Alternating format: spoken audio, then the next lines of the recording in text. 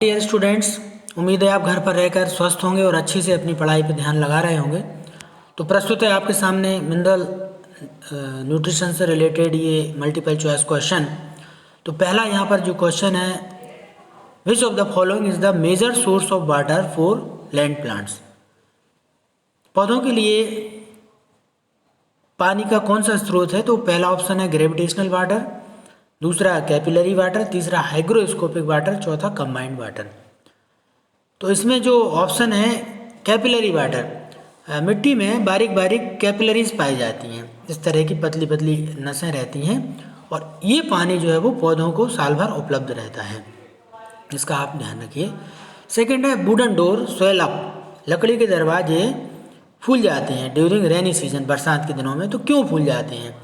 तो ऑप्शन है endosmosis, एक्जोऑस्मोसिस, imbibition या कैपिलरी। तो आपको इसमें से इम्बिबिशन का ध्यान रखना पड़ेगा। इम्बिबिशन मतलब जैसे आप रात में चने गला देते हैं, सुबह वो फूल जाते हैं, यही जो सिस्टम है इसको इम्बिबिशन कहा जाता है। पुराने ज़माने में चट्टानों को तोड़ने के लिए चट्टानों में एक होल कर देते थे और उसमें सूखे चने भर देते थे, बाद में उनमें पानी डाल देते थे।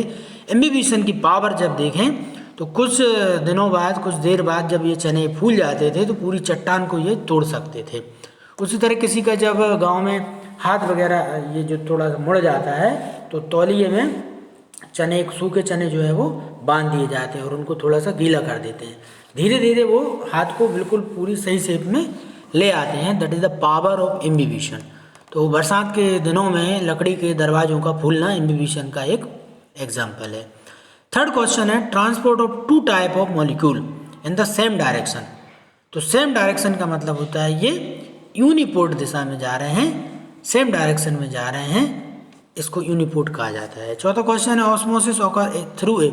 ऑस्मोसिस किसके द्वारा होता है? ऑप्शन है परमिएबल मेम्ब्रेन के द्वारा, सेमी परमिएबल मेम्ब्रेन के द्वारा, इम्परमिएबल के द्वारा या डिफरेंशिएटिव मेम्ब्रेन के द्वारा। तो जब भी ऑस्मोसिस आए ध्यान रखें सेमी परमिएबल मेम्ब्रेन के द्वारा ही जो सॉल्वेंट मॉलिक्यूल हैं वो ट्रांसपोर्ट होते हैं। इसके बाद आपका पांचवा क्वेश्चन हम देखें, for osmosis which of the following is true. Osmosis के लिए सत्य क्या है? पहला ऑप्शन है द सॉल्यूट मूव, दूसरा है द सॉल्वेंट मूव, तीसरा है both dilute and concentrate solution, चौथा है ओनली कंसनट्रेट सॉल्यूशन। तो अभी हमने ऑस्मोसिस की बात की थी, तो ऑस्मोसिस का ध्यान रखिए, ऑस्मोसिस में हमेशा सॉल्वेंट मॉलिक्यूल मूव होते हैं और कहाँ से कहाँ होते हैं?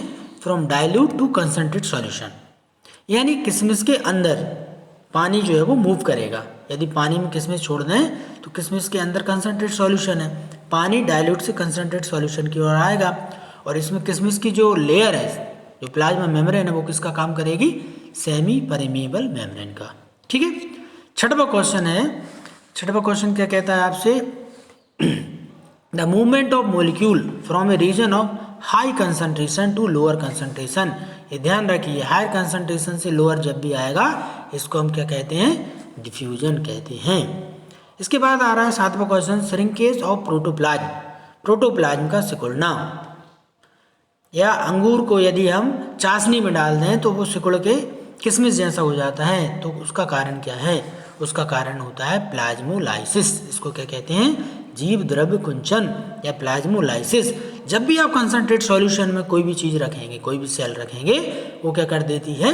सिकुड़ जाती है, अपने आकार में छोटी हो जाती है, इसको प्लाज्मोलाइसिस कहा जाता है। आठवां question, the main constituent of cytoplasm. तो भाई साइटोप्लाज्म में 80 से 90% क्या होता है? एकमात्र पानी होता है। So water is the main source of cytoplasm.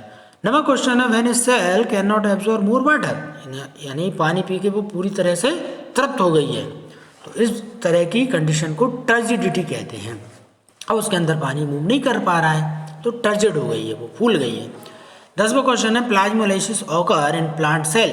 Plasmolysis का फिर क्वेश्चन आ गया, कब होता है ये? हाइपरटोनिक सॉल्यूशन में ये प्लाज्मोलाइसिस हो जाता है, सेल अपना जो साइटोप्लाज्म है लूज कर देती है। 19वां क्वेश्चन यहाँ देखें हम, ये water in plant rises through. Plants के अंदर पानी किसके माध्यम से चढ़ता है?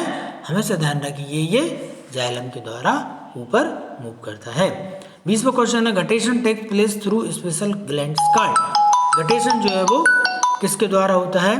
तो गटेशन जो है वो हाइडेथोड और चाक ग्लैंड, ये एक तरह की प्रक्रिया होती है। सुबह के समय आप देखेंगे टमाटर में पानी जो है वो ड्रॉपलेट के रूप में बाहर आ जाता है। जब रातें बहुत नमी युक्त रहती हैं, बादल छाए हुए रहते हैं, तो रात में क्या होता है, पानी जो है बूंद के रूप में बाहर आ जाता है। इसको गटेशन कहते हैं और ये चाक ग्लैंड और हाइडेथ्रोट के द्वारा ये प्रक्रिया होती है। तो ऑप्शन हो जाएगा सही आपका बोथ बी एंड सी।